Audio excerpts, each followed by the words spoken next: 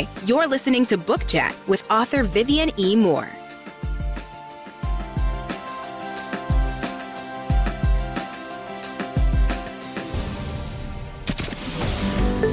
Welcome, everybody, to this week's episode. We really appreciate you joining us. This podcast really shows us how we can all learn, live, and thrive off of each other. By sharing our knowledge through our conversations, we will impart some knowledge whilst learning ourselves how to progress even further. Here is your host.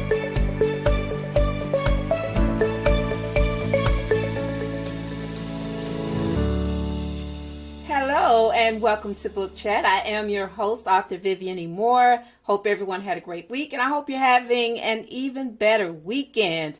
All right, I'm not going to keep you for too long today, so we're going to get straight to today's show. The title is Testing, 1, 2, 3, and the topic is the rise of audiobooks. It sounds like a Marvel movie, right? But it's not. It's not fictional. This is 100% real, okay? It's the truth. These are the facts, all right, as they apply to today's show. And I just want to share this with you. And this applies to anyone who is an author. If you have a publishing contract, then you don't have to worry about this end of the business. But if you are a independent publisher, then of course you want to listen to today's show. All right, so we're talking about audiobooks, and you know, some readers are diehard fans when it comes to their books. All right, I'm one of them. Whether they are hard copy or soft cover, and in my case, ebooks. Okay, because I love ebooks. But anyway, all of that is fine, and I get it. All right. But there is nothing better than the aromatic scent of a book. Do you get me? All right. So, you know, each time I enter into a bookstore or a library, melancholy fills me. All right. It reminds me of those days when I would visit my local bookstore. One in particular that used to be downtown. And my reaction to seeing the rows and shelves of books, it was like a kid in a candy store. You know, I did not know, and I'm sure as many of you that are listening today would not or could have imagined what would come later with the rise of ebooks and audiobooks emerging. You know, recorded books, this is just a little bit of history I'm going to share with you, all right, in case you didn't know. Recorded books have been around since 1932, and they were established by the American Foundation for the Blind, who recorded the first books on vinyl. And for those of us who lived back in those days, we know what vinyl is, all right?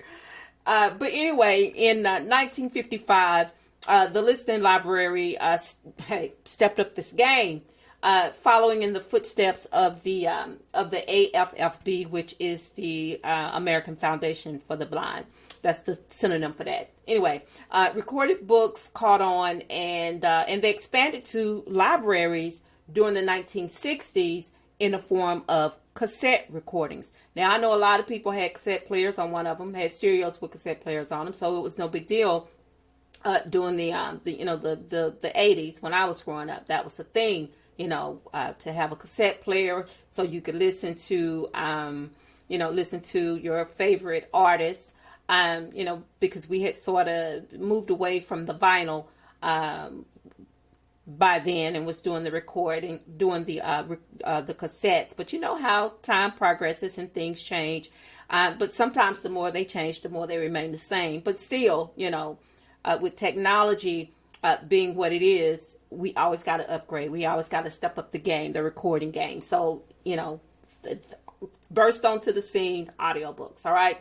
So, you know, but since then, as I said, we've come a very long way. And we understand why audiobooks caught fire and is now a booming business, okay? In the 80s, audiobooks were the perfect accompanying tool for paperback books. You could read your favorite author's books, and then you can listen to them too. So that was fantastic, right? I know it was for me. although I did not catch on to audiobooks to, I'm thinking maybe the earlier part of the 2000s, but it's been a while, when I first was introduced to audiobooks. And then, back in the 2000s, they weren't really all that good. The audiobooks that were out there, the narrators wasn't that good. The narration wasn't that good. The quality wasn't that good, but it's come a long way since then.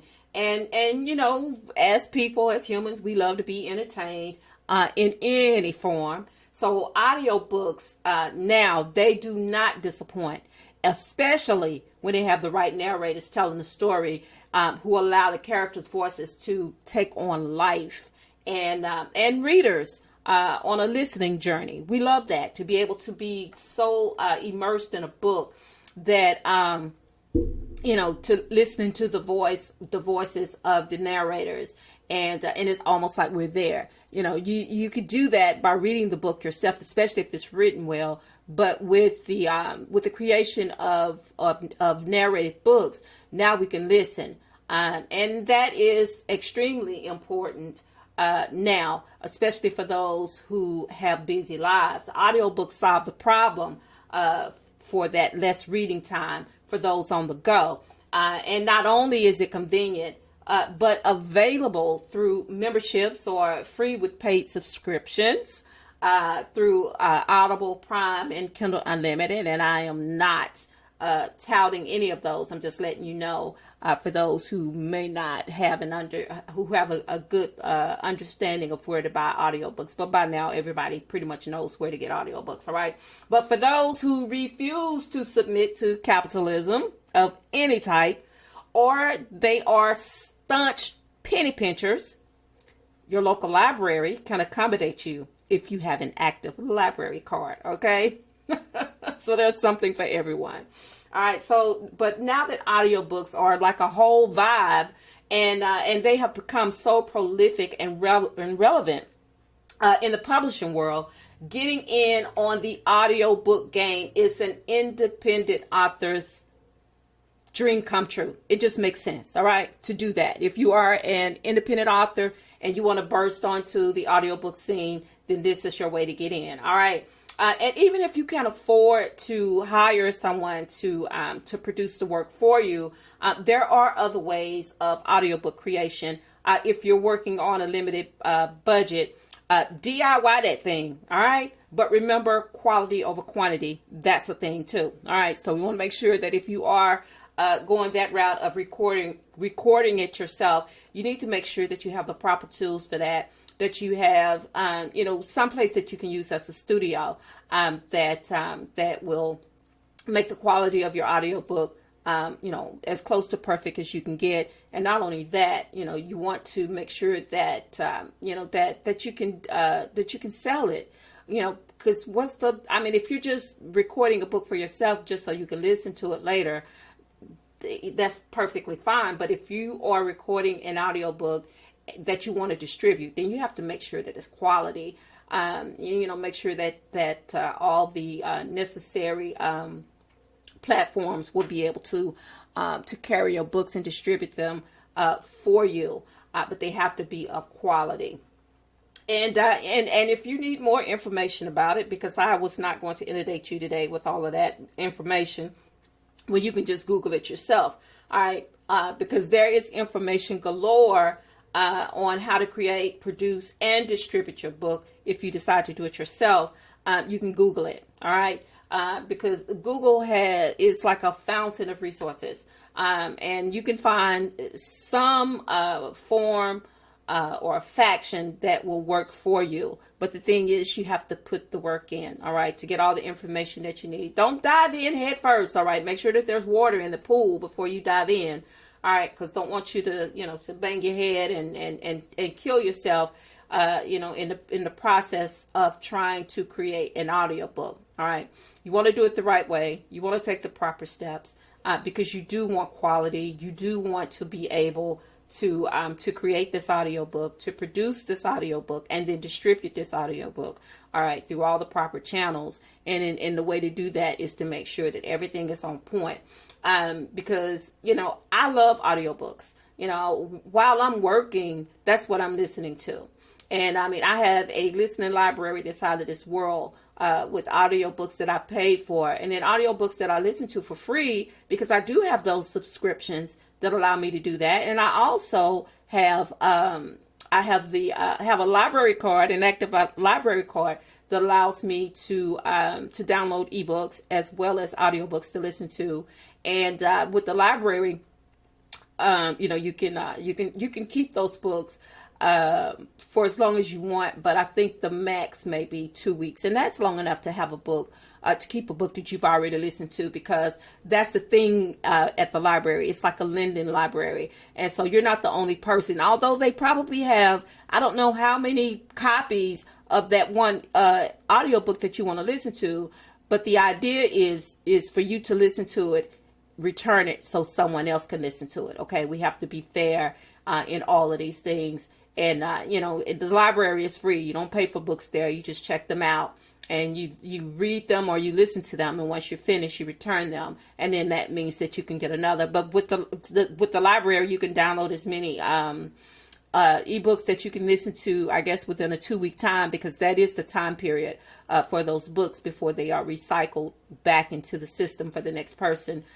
to read them. But you can bookmark them if you ever want to go back and listen to that book again, so that way you can remember what you read or what you listened to.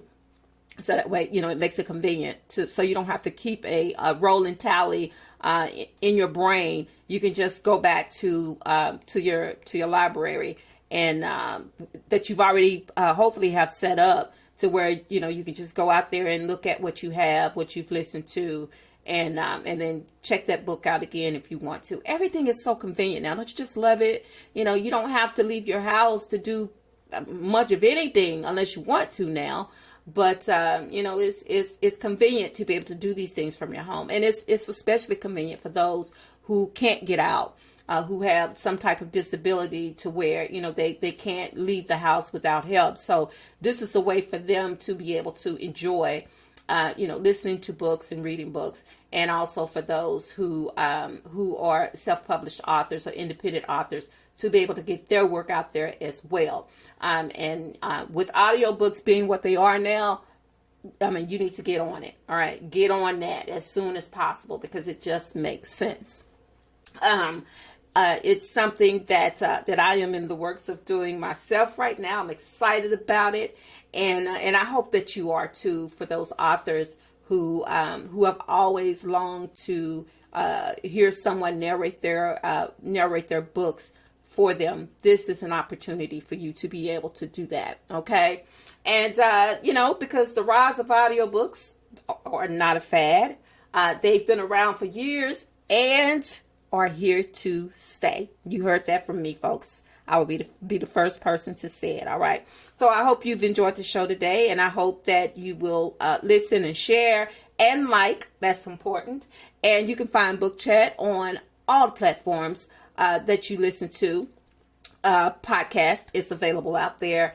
And remember that tomorrow is not promised. Today may be the only chance you get to say it. So on that note, I love you. I hope you love me back. Until the next time you hear my voice, God bless you and goodbye.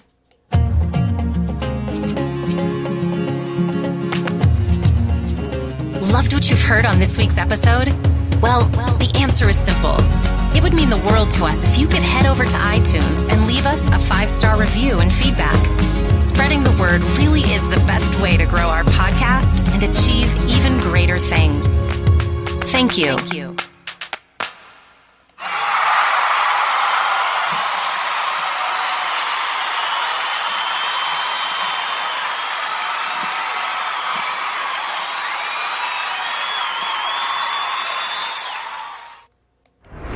Thanks for listening.